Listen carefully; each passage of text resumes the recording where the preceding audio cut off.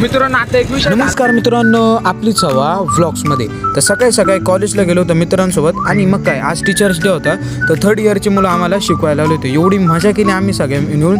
आणि काय म्हणतो आपलं भेंड्या चालू होत्या आपल्या पिक्चरच्या भेंड्या. मग काय मित्रांकडून फॉर्म भरला, फॉर्मच्या ठिकाणी पोहोचलो आणि एवढी गर्दी होती तिथं तुम्हाला काय सांगू.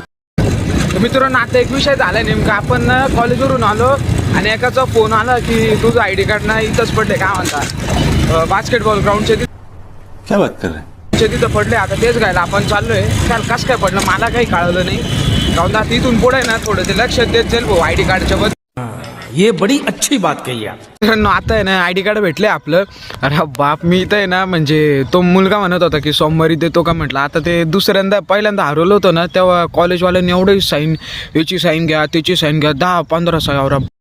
बात तो सही है. बापरे, मी ते ना तेव्हा म्हणजे एकदम नाही का 2-4 नाही, मी 2-3 दिवस तर मी ते IDच घातली नव्हती, सगळ्यांच्या सायाच घेत होतो. आणि आता एवढं सगळं घेऊन ID कार्ड घेतलं आणि आज नेमकं अचानक फोन आला घरी पोहोचल्यावर की तुझं ID कार्ड पडले. मला असं एकदम धक्काच बसला. संजीवनीवाल्यांना तुम्हाला सांगतो ID कार्ड हरू नका, ते जपून ठेवा. आता माझ्यासोबत झाले एकदम, मी आज ID कार्ड डायरेक्ट हरवलं आणि एवढी साईन घ्यावं लागल्या मला. तर शक्यतो तुमचं ID कार्ड हरू नका, जपून ठेवा. मी माझ्या अनुभवातून सांगतोय तुम्हाला. चला मित्रांनो, मी जातो घरी. तोपर्यंत फॉलो करा आपली सवा व्लॉग्सला.